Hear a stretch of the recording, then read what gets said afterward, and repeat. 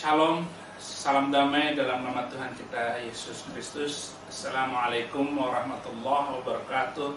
Warobina Isa al-Masih. Saudara-saudara, salam damai itu hanya ada dalam Yesus Kristus. Di luar Yesus tidak ada damai. Itu sebabnya Yesus disebut Raja Damai, Raja Shalom. Tidak ada kedamaian kecuali dalam Yesus Kristus. Itulah sebabnya saya sudah 8 tahun ini terima Yesus Kristus, karena saya merasa kehidupan di luar Yesus tidak ada damai.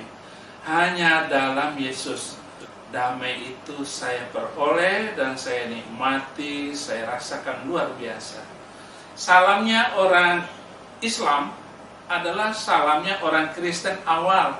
Orang-orang Kristen yang berbahasa Arab seperti di Syria, di Lebanon maupun di Mesir, kalau menyampaikan salam itu Assalamualaikum warahmatullahi wabarakatuh warobina Isa al-Masih, di dalam nama Tuhan kita Yesus Kristus. Saudara semua boleh membuka surat-surat dalam Injil Perjanjian Baru selalu dalam nama Yesus. Tetapi dalam Islam dipotong sampai warahmatullahi wabarakatuh, karena mereka tidak percaya kepada Yesus sebagai Tuhan dan Juru Selamat. Mereka hanya percaya kepada Yesus, Nabi dan Rasul. Kami orang Kristen juga percaya dia Nabi juga Rasul, tetapi dia adalah Mesias yang telah dijanjikan, yaitu Juru Selamat. Artinya keselamatan itu hanya ada dalam Yesus Kristus.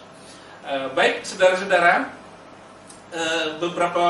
ada 2 buku saya sudah beredar di tangan orang-orang percaya, bahkan banyak orang-orang yang beragama lain akhirnya memutuskan terima Yesus setelah membaca buku-buku yang saya tulis ataupun mendengarkan, menonton debat saya dengan kiai-kiai yang ada di internet. Saya sudah bertemu dengan 3 kali dengan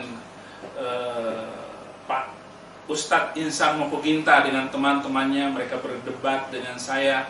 Walaupun sebelumnya saya sudah menyadari bahwa saya tidak mau berdebat, tetapi sebelum debat saya sudah minta kepada Tuhan, saya puasa 3 hari 3 malam di puncak supaya Tuhan menguatkan saya. Saya berdoa, Tuhan, hambamu gak pandai ngomong, hambamu gak pandai berbicara. Debat besok engkaulah yang berbicara, hambamu diam saja. Akhirnya saya berdebat dengan Insan Mopoginta dan saya katakan kepada beliau, Bapak boleh debat dengan siapa saja, dengan pendeta mana saja, tetapi jangan berdebat dengan saya.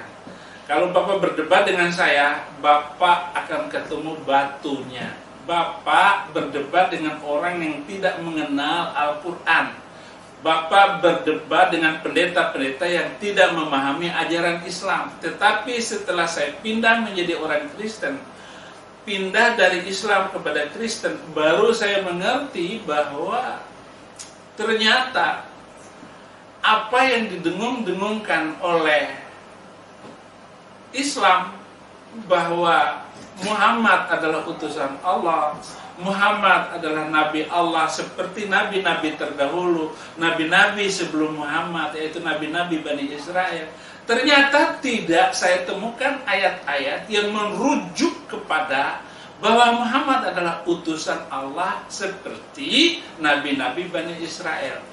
Misalnya di dalam Mazmur 147 ayat 19 dan 20 jelas sekali dikatakan bahwa firman Tuhan hanya dipercayakan kepada Bani Israel, bukan kepada bangsa manapun.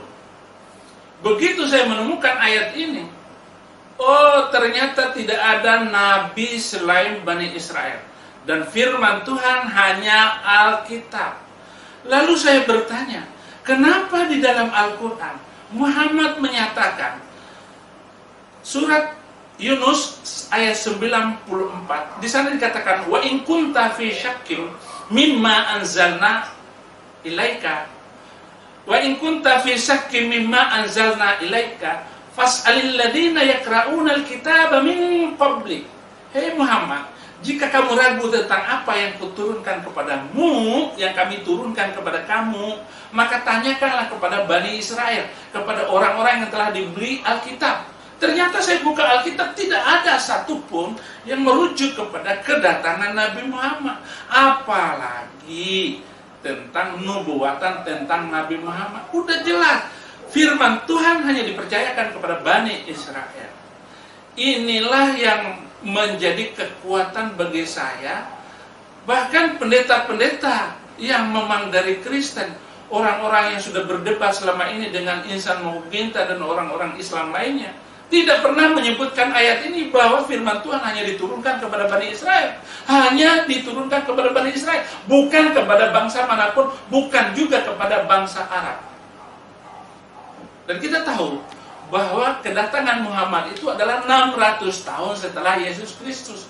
Dan kalau kita lihat dari seluruh nabi-nabi yang disebut di dalam Al-Quran, ada 25 nabi, satu-satunya nabi Arab hanya Muhammad. Semuanya ada beberapa nabi, semuanya dari Bani Israel, dan ada beberapa nabi yang tidak dikenal oleh Alkitab. Seperti Nabi Su'aib, tidak ada dalam Alkitab. Nabi Idris, tidak ada dalam Alkitab. Ini cerita dari mana? Dan sebagainya, dan sebagainya. Inilah pentingnya kenapa saya akan menulis buku ini. Buku yang ada di tangan saudara ini adalah buku untuk menjelaskan kepada saudara Kristen dan saudara Muslim tentang kedudukan firman Tuhan itu. Apalagi kalau kita buka Roma 3 ayat 1 dan 2, apakah kelebihan Yahudi dan apa gunanya sunat? Banyak. Pertama-tama, firman Tuhan itu hanya dipercayakan kepada Bani Israel, kepada Yahudi, bukan kepada bangsa manapun. Dan saudara tahu sejarah Islam, itu Muhammad datang dalam zaman jahiliyah, zaman kebodohan Arab dalam hukum rimba, hukum padang pasir, hukum yang tidak dikenal dalam Alkitab, termasuk Mesir. Itu adalah hukum kegelapan, pindah dari kegelapan.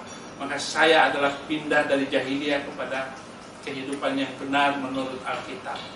Jadi sebenarnya Al-Quran itu tidak diperlukan lagi, karena cukup dengan firman Tuhan yang datang dari Bani Israel. Karena keselamatan itu datang dari Yahudi, bukan dari bangsa manapun. Gak usah ngomong Indonesia. Indonesia lebih gelap lagi, lebih jahiliyah lagi. Karena sudah ribuan tahun dengan zaman ini, dengan zaman ketika Muhammad datang sekalipun. Tetapi itulah sebabnya saudara-saudara, pentingnya, walaupun ini adalah debat itu tidak menambah apa-apa. Tetapi bagaimana waktu awalnya saya itu menganggap bahwa debat itu nggak ada gunanya. Tetapi setelah debat dengan Insan Muhginta, belum sebulan dinaikkan ke YouTube, ditonton oleh ribuan, ratusan ribu orang, ternyata sudah banyak orang yang bertobat. Dari Muslim terima Yesus Kristus. Ini adalah kemurahan Tuhan di dalam pelayanan saya, dan apa yang saya beritakan, apa yang saya sampaikan, seperti yang sudah disampaikan oleh Tuhan Yesus Kristus kepada banyak orang. Kamu terima Yesus, kamu selamat. Kamu tolak, kamu yang rugi. Nah, itu yang selalu saya sebutkan. Dan saya keliling kemana-mana tempat saya berkhutbah dan saya menyampaikan firman Tuhan ini.